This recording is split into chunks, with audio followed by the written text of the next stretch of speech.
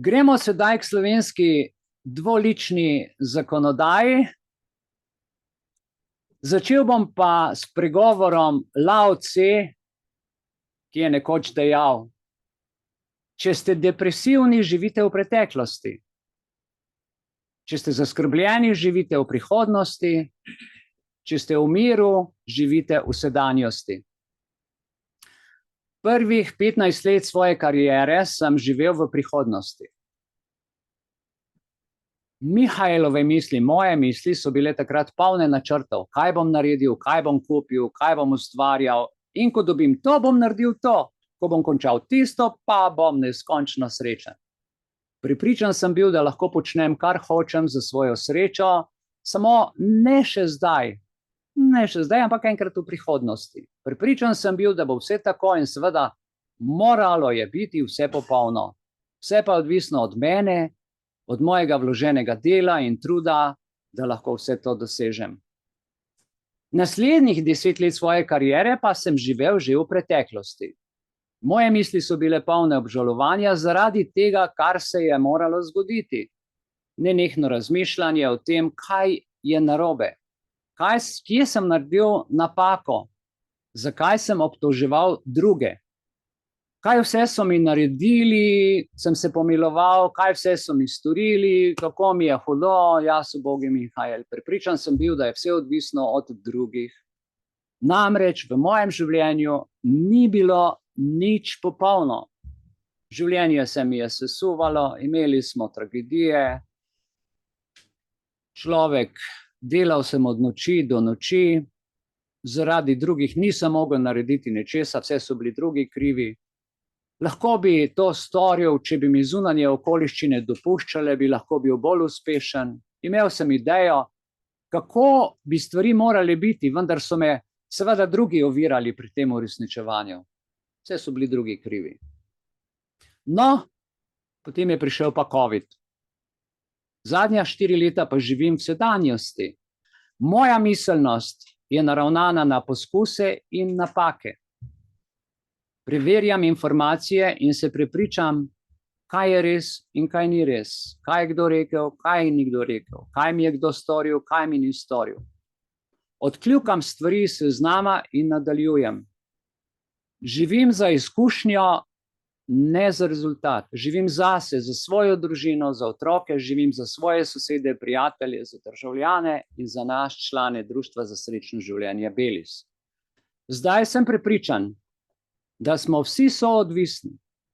To sem občutil na lastni koži in hvala vam, da se lahko vsako soboto dobimo, da se kaj naučimo, da si pomagamo, da poklepetamo in da smo skupnost in da se imamo radi. Končano delo, ki je nedokončano, je boljše od popolnega. Karkoli se zgodi, kakorkoli se izide, je iz nekega razloga dobro.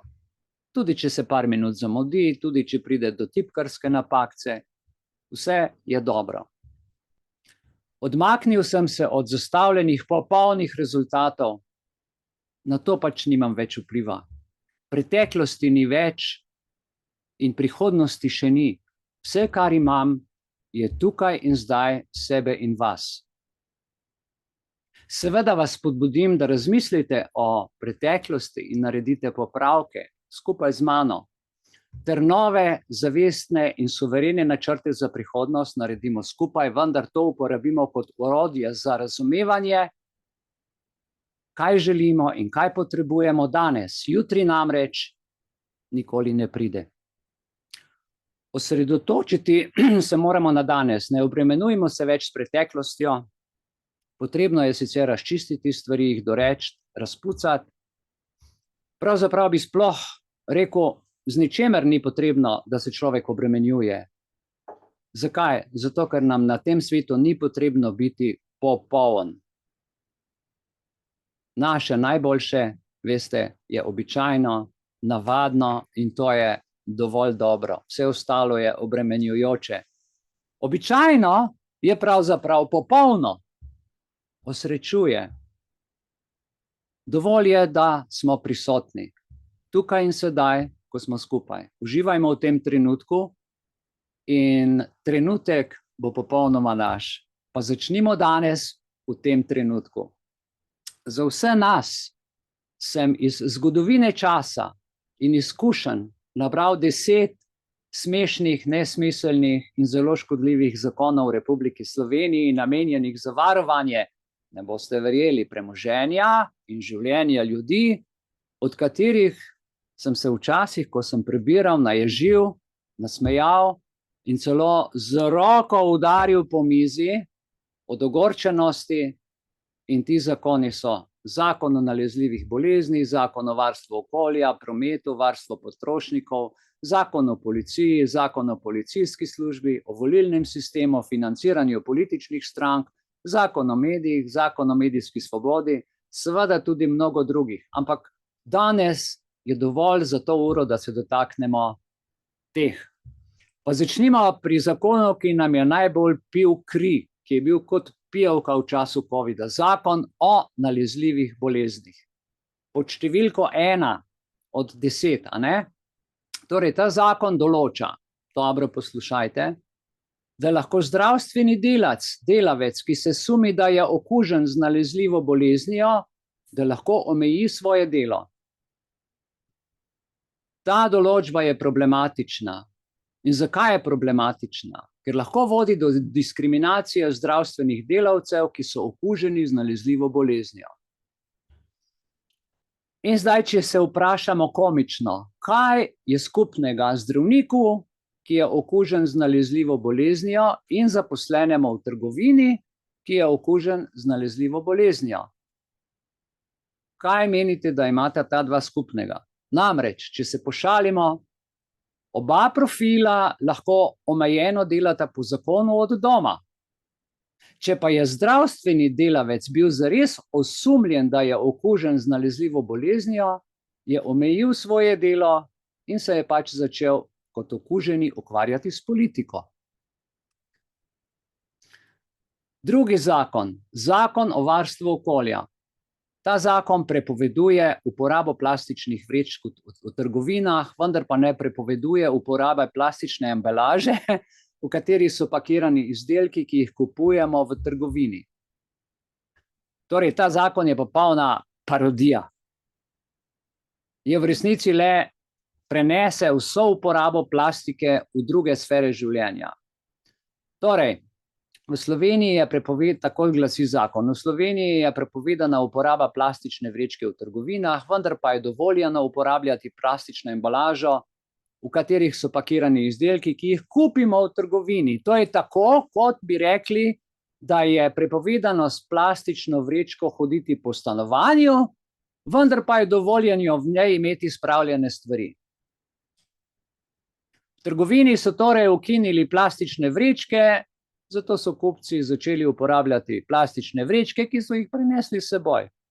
Zdaj pa mi razložite, kakšen je pomen tega zakona. Okay? Bomo o tem kasneje več. Tretji, Zakon o prometu, ki prepoveduje uporabo mobilnega telefona med vožnjo, vendar pa ne prepoveduje uporabo navigacijskega sistema. Ta zakon je prav tako nesmiseln, saj mobilni telefon lahko zelo koristen pripomoček med vožnjo, ker uporabnike opozori na nevarnosti v prometu in jim pomaga pri navigaciji. Dobro, vprašam vas, zakaj je policist ustavil voznika, ki je med vožnjo uporabljal mobilni telefon? Zato, ker je šofer uporabljal navigacijski sistem. In če nadaljujemo. Policist je ustavil voznika in ga vprašal: gospod, ali ste videli, da je vožnja z mobilnim telefonom prepovedana? Pa voznik reče: seveda sem vedel, ampak jaz sem uporabljal navigacijski sistem.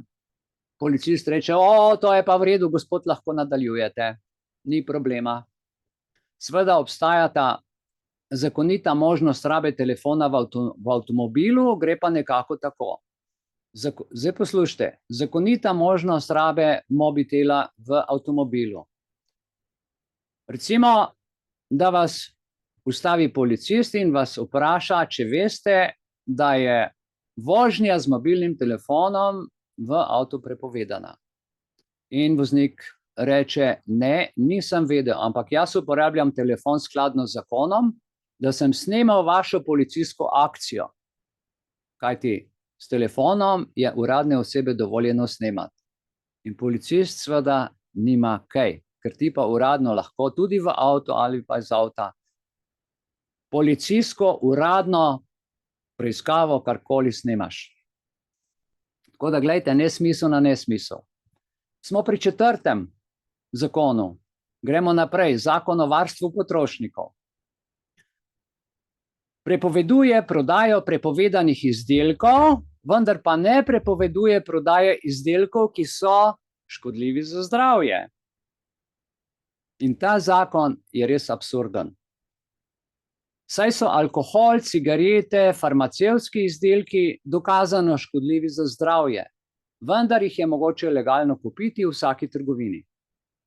No, in če gremo to razložiti v en tak pogovorni jezik, zdravnik reče pacientu, žal mi je, gospod, ampak vi imate raka. Lahko pa vam predpišem zdravilo, ki je učinkovito, vendar pa je to zdravilo zelo škodljivo za zdravje. A vidite, nesmiselnost. Dalje, recimo naslednja taka. Fabrikant je izumil novo vrsto alkohola, ki je zelo škodljivo za zdravje. Vendar pa je alkohol prepovedan za prodajo potrošnikom. Zato je proizvajalec alkohol začel prodajati kot zdravilo. Na embalaži je napisal, da je alkohol učinkovit proti bolečinam in vnetjem. Krasno, ne? Naslednji primer. Proizvajalec je izumil novo vrsto cigaret, ki so zelo, zelo škodljive za zdravje. Vendar pa so cigarete prepovedane za prodajo nekaterim potrošnikom. Da bi si razširil prodajo, je proizvajalec za povečanje prodaje cigarete začel prodajati cigarete kot umetniško delo. Vsaka cigareta, je trdil, je izdelana posebej in vsaka cigareta je podpisana z imenom proizvajalca pod filtrom in vsako cigareto lahko prodam kot skupek umetniških del v škatli cigaret. In zakon ga ne doseže. In tako naprej in tako naprej. 5. Zakon o policiji. Zakon o policiji določa, da lahko policisti uporabljajo silo samo v primeru, če je to nujno za zaščito življenja in premoženja. Vendar pa zakon ne določa in ne definira, kaj pomeni nujno. Ta določba je lahko problematična, saj lahko policisti uporabljajo preveč sile ali celo s tem storijo kaznivo dejanje. Zdaj pa tako, kaj se zgodi, če policist uporabi silo, ki ni nujna za zaščito življenja ali premoženja? Prvič, policist je kaznovan za prekoračitev pooblastil, lahko je kaznovan za mučenje, lahko je pa kaznovan za obe dejanji. Ali drugačno varovanje življenja, čisto v praksi, da boste razumeli. Prodajalec je prodajal prepovedana zdravila. Ko ga je policist ustavil, mu je prodajalec rekel, oprostite, gospod policist, jaz prodajam samo prepovedana zdravila in to je prepovedani izdelek. In policist ga pogleda, reče, to je pa dobro, da ste tako pošteni. V vladi so namreč pravkar sprejeli nov zakon, ki prepoveduje prodajo prepovedanih izdelkov. Vendar pa je ta zakon zelo dober, saj je prepovedana prodaja vseh izdelkov, ki so škodljivi za zdravje, vi pa prodajate prepovedana zdravila, kar je dovoljeno. No, igra besed v zakonodaji nikoli konca. In še ena, ko smo že pri uporabi policijske sile. Policist je bil na patrulji, ko je videl moškega, ki je pretepel svojo ženo, ga je aretiral in ga odpeljal v policijsko postajo. Moški je bil zelo jezen in je policistu rekel, kako si lahko to dovolite? Jaz sem uporabil potrebno silo samo zato, da bi zaščitil svojo družino. Policist je pa rekel, jaz pa sem uporabil silo samo zato, kolikor je potrebno, da sem zaščitil vašo ženo. Vidite, in tako se svet vrti. Naslednji 6. Zakon o policijski službi, ki določa, da morajo policisti nositi uniformo, ko opravljajo policijsko delo. Glejte, zakon pa ne določa, kaj mora biti na uniformi. In ta določba je lahko problematična, saj lahko policisti zavedajo občane, da mislijo, da je kdo drug policist in ne policist kot policist.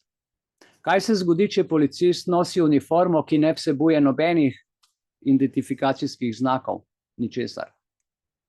Policist je lahko ga se prijavi za prekršek, lahko se ga kaznuje za ponarejanje dokumentov, ker se legitimira policist, pa ni v uniformi, ker nima nobenega znaka, ali pa se ga kaznuje za obe dejanji. Preprosto.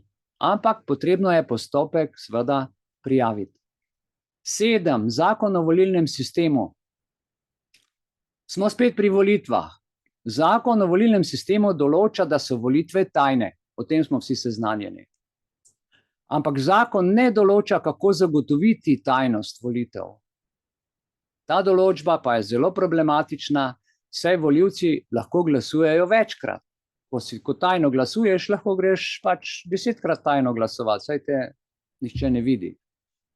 V Sloveniji recimo, če to malo damo v neko ironično zadevo, so volitve, na volišču pa je bil moški, ki je bil slep. Kot primer, a ne?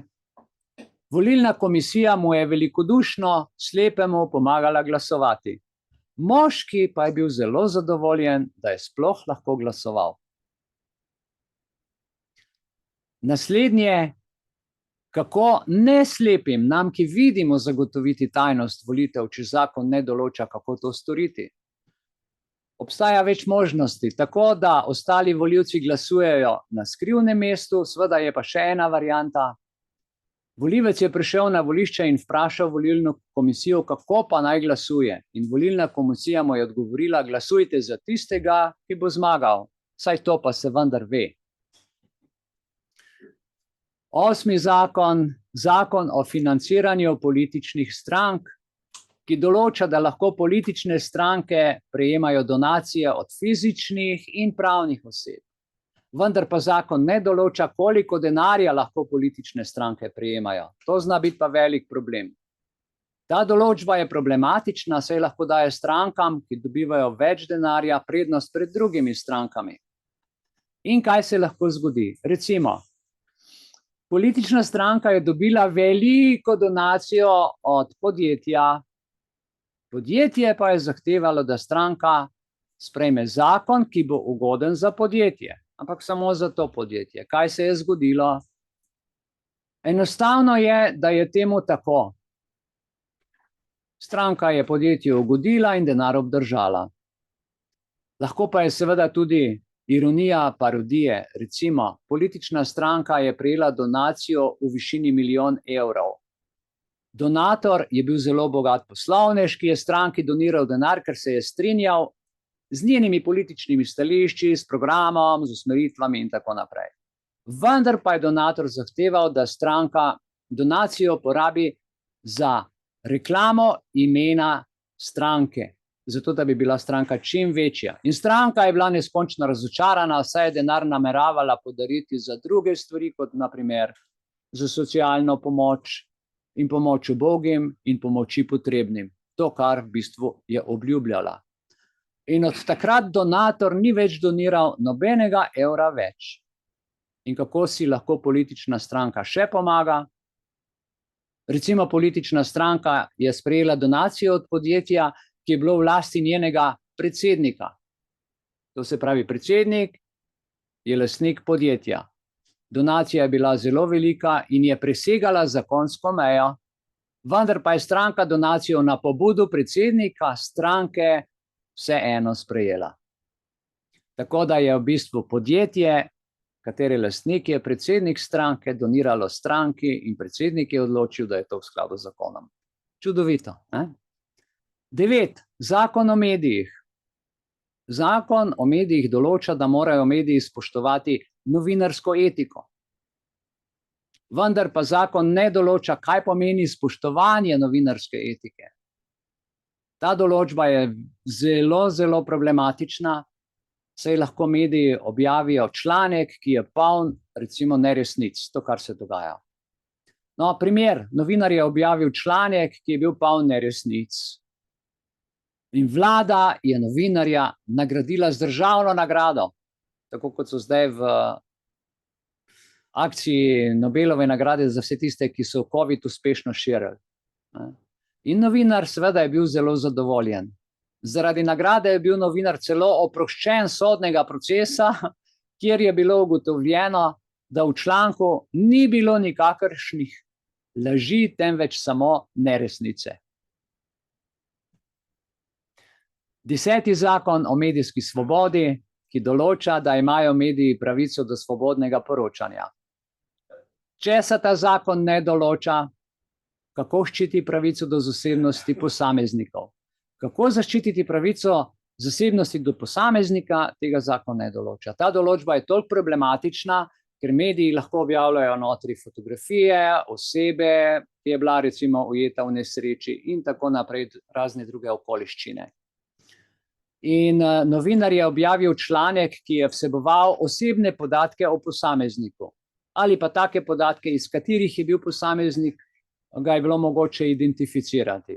In zdaj ta posameznik, katerega novinar je objavil te podatke, ni bil prepoznan, je tožil tega novinarja za kršitev zasebnosti. In slovenski novinar se je znašel na sodišču, bil je kaznovan in moral bi plačati visoko odškodnino tožniku, od odškodnine pa nič. Nikoli je ni plačal in žal oškodovanec nikoli tega denarja, ki mu je bil dosojen, ni prejel. In kaj je novinar naredil? Novinar, preden je moral odločbo izpolniti, je napisal članek, kjer je objavil svoj osebni stečaj ter objavljal članke veselo naprej. In zgodba teče naprej. Ker zakon dopušča, da lahko gre vsak v osebni stečaj in potem ni nikomur več ničesar dolžen. Glejte, mislim, da posebej pri tem primeru je to žalosten primer.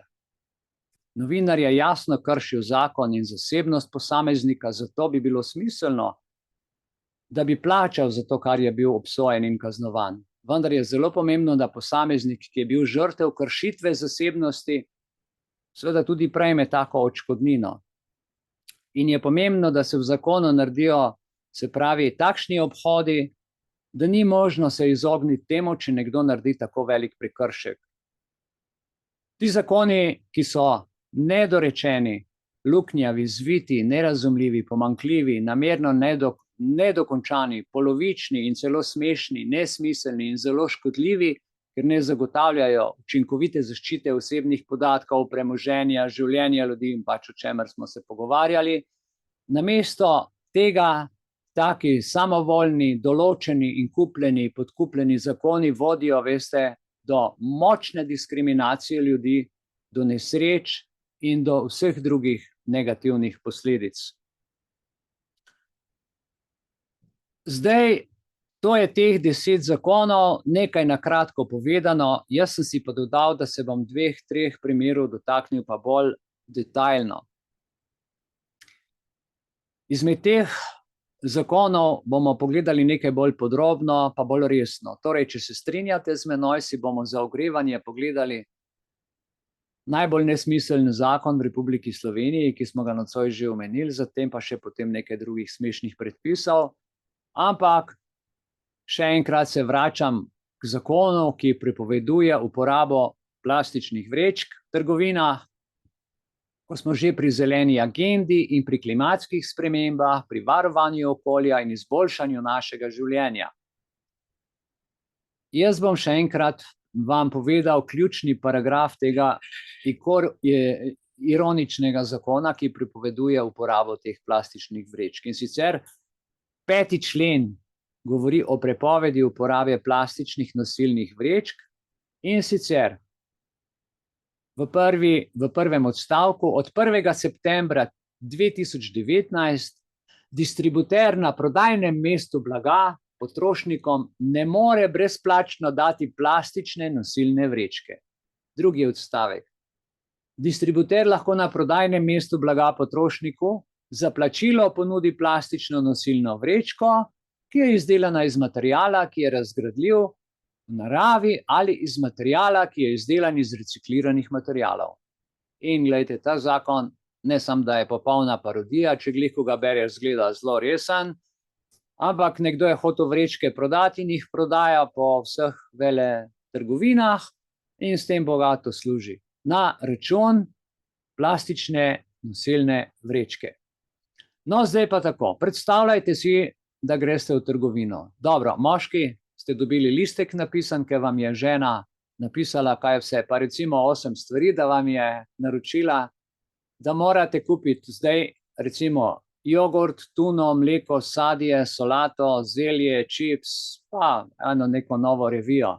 In če gremo po vrsti, gledajte, jogurt je v plastičnem lončku, tuna je v plastičnem ovoju, mleko je v plastični steklenici, sadje je v plastičnem lončku, solata je zavita v plastičen omot, zelje v plastiko zaščiteno, čips v plastični vrečki, nova revija seveda pa je zaščitena seveda tudi z plastičnim ovojem, da se odpre šele, ko je kupljena in da se ne lista pred tem. In potem gremo naprej, pol pa seveda, vi ste pa moški, pa rabite še neke druge stvari, kot je brivski aparat, 3 v enem, ker je malce snej, pa ste ga glih zagledal, je spet pakiran v plastično stojalo. Cukor vam je padel, si kupite napolitanke v plastičnem omotu in pa bombone v plastični vrečki za večerno gled filma.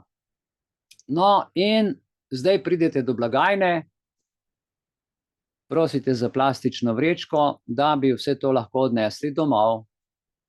Blagajničarka pa vam reče, oprostite, gospod, sprejeti je zakon, da se plastične vrečke ne sme več uporabljati. Kupiti morate ekološko in vam jo moram zaračunati. Zdaj pa vas vprašam, kje je smisel tega zakona, ker večina embalaže, ki jo kupimo v trgovini, lejte, je iz plastike. Ko je torej zakonom prepovedana uporaba plastičnih vrečk v trgovinah, to ne zmanjša uporabe plastike, ampak kaj se zgodi? Prenese se v druge uporabne sfere življenja. To pa seveda ima skozi negativne posledice. Zdaj, a ljudje kupujejo naenkrat manj, ker ne morejo nesti domov, ker nimajo plastičnih vrečk, grejo večkrat v trgovino ali pa druge stvari, če malo simuliramo. Torej, ta zakon ne zmanjša uporabe plastike, ampak jo le prenese v druge sfere življenja in ima seveda to na drugi strani negativne posledice. In to je eden izmed res mnogih primerov nesmiselnosti zakonodaje. In v Sloveniji imamo številne zakone, ki so nesmiselni in imajo zelo težke posledice. Pomembno je, da se zavedamo nesmiselnosti zakonodaje in se seveda borimo, pišemo, opozarjamo, da so takšni zakoni goljufivi zaradi korporacij, ki lobirajo in da takih zakonov v državnem zboru poslanci, ki jih sprejmejo, sram naj bo. In kar je najhujše, predsednik republike tak zakon celo potrdi, ki je, kot smo zadnjič ugotovili, v bistvu v ustavi zaprisegel, da bo delal v skladu z zakoni in ustavo, pa vendar dela po nekih drugih principih. Lejte, če se pri takšnih banalnih stvarih ne bomo kot državljani, kot posamezniki potrudili, to je taka banalna stvar, ampak tukaj se pokaže, kako smo malomarni. Če si ne bomo sami izboljšali življenja, ne vem, kako bomo izboljšali potem zakonodajo v smislu, ki obravnava ljudi, zdravje, življenje in ščiti okolje in to, kar se nam dogaja.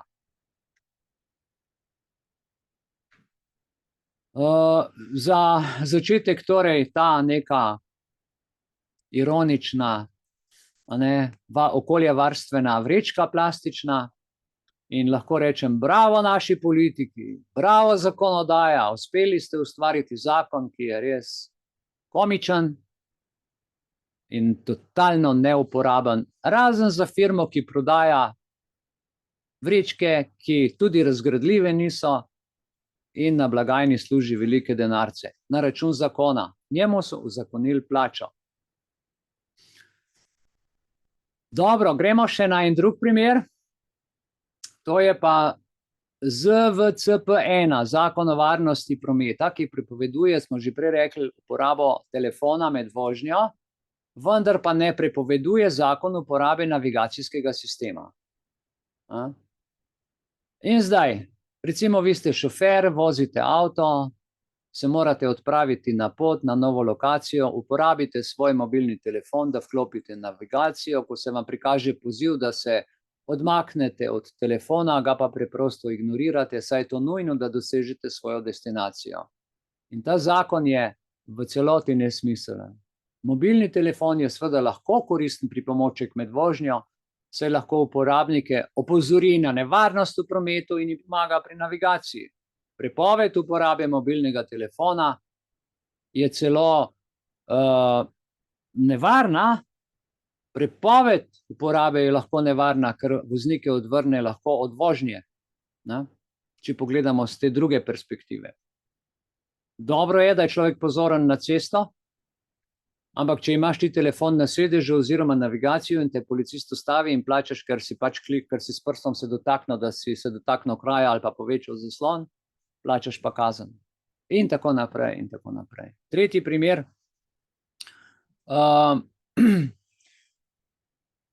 Smo imeli tudi zakon o varstvu potrošnikov in prepoveduje prodajo prepovedanih izdelkov. Ne prepoveduje pa prodaje izdelkov, ki so škodljivi za zdravje. Ta igra besed je tako smešna, je tako ironična, da se jo takoj izigrati, da samo vejico postavite v stavku in lahko prodajate zakonito stvari, ki so zakonom prepovedane. Zakon je absurden. Recimo prej smo govorili o uživanju alkohola, ki je dokazano škodljivo za zdravje, vendar ga je mogoče legalno kupiti v vsaki trgovini. To je v nasprotju z namenom zakona o varstvu potrošnikov, ki naj bi varoval zdravje potrošnikov. Žal je temu precej drugače. In za zaključek pred pavzo bomo naredili tako: zakon o policiji, ki določa, da policisti uporabljajo silo samo v primeru, če je to nujno za zaščito življenja ali premoženja. Ampak to nujno zakon ne določa. Predstavljajte si, da policist lovi kradljivca in ta se upira aretaciji in policist ga želi prijeti. Lahko uporabi silo, vendar pa ni jasno, koliko in kakšno silo je dovoljeno uporabiti. Če policist uporabi preveč sile, dejansko stori kaznivo dejanje. In to se ne dogaja redko kdaj, to se kar dogaja. Zato, ker posebej mladi, ki so pa so močni, pa še mali imperija zraste, zato, ker so dobili neko značko, pa neko uniformo, pa kapco, pa pištolo in on je zdaj šef v državi. In takrat izrabljajo to moč. Tako da tle je treba odsekati. Te ljudi je treba jim povedati, da je tle, da varuje nas, ne pa da se nad nami izživlja. In da išče, kje bo varoval življenje in premoženje, da on išče situacijo. Ne, da je poklican, ampak to on te kar ustavi, on te kar sumi. In tako naprej. Recimo naslednji zakon o policijski službi, ki določa, da morajo policisti nositi uniformo, kar smo nocoj že omenili, zato da opravljajo policijsko delo. Se pravi, ko opravlja policijsko delo, mora policist nositi uniformo. Vendar pa zakon ne določa, kaj mora biti, smo rekli, na uniformi. Zdaj pa si predstavljajte, da človek, ki je po poklicu policist, opravlja policijsko delo v civilni obleki.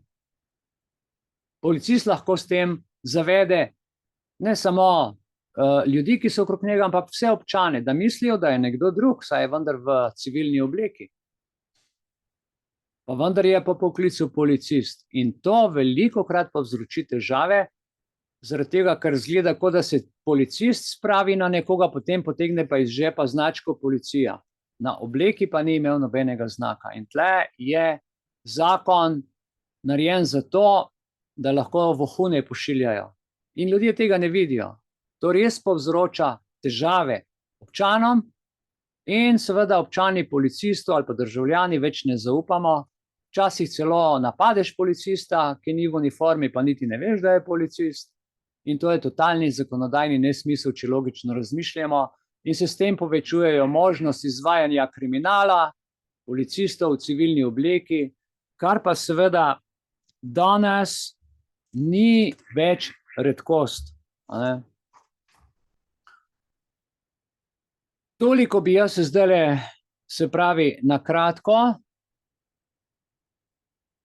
Je še par stvari za povedati, ampak da ne bomo predolgi, predlagam, glede na to, da je bil prej film in da smo zdaj malo o teh zakonih se pogovarjali. Je seveda tukaj še zakon o medicini, zakon o zdravstveni dejavnosti. No, morda tale je še zanimiv, da morajo zdravstveni delavci zagotavljati, glejte, kakovostno zdravstveno oskrbo. Vendar pa zakon ne določa, kaj pomeni kakovostna zdravstvena oskrba. Zdaj pa tako, predstavljajte si, da pacient potrebuje operacijo, vendar pa zdravnik operacije ne opravi, ker reče, da je prezaseden in da trenutno operira na drugi mizi. In to privede do poslabšanja zdravja pacienta, do slabih odnosov in tako naprej. Ali pa drugi primeri zdravstva, recimo je zakon o zdravstvu, ki določa, da morajo biti zdravila in medicinski pripomočki varni in učinkoviti. Zakon pa ne določa, kako zagotoviti to varnost in učinkovitost zdravil in medicinskih pripomočkov. Vse poznamo COVID cepiva, kjer je bilo vse varno, vse je bilo učinkovito, zato ker je na zdravilih zgolj pisalo varno in učinkovito. Samo napis in Evropska unija je to dovolila, naši so to sprejeli. In to je bogata luknja v zakonu, ki jo je nujno zakrpati. Predstavljajte si, da je zdravilo, ki ga proizvajajo določeno podjetje, recimo, nevarno. In ravno piše, da je varno in učinkovito zdravilo, čeprav je nevarno, v tem primeru privede do poškodb in do smrti pacientov. To so naklepne nejasnosti. In so hude. Dobro, hvala lepa.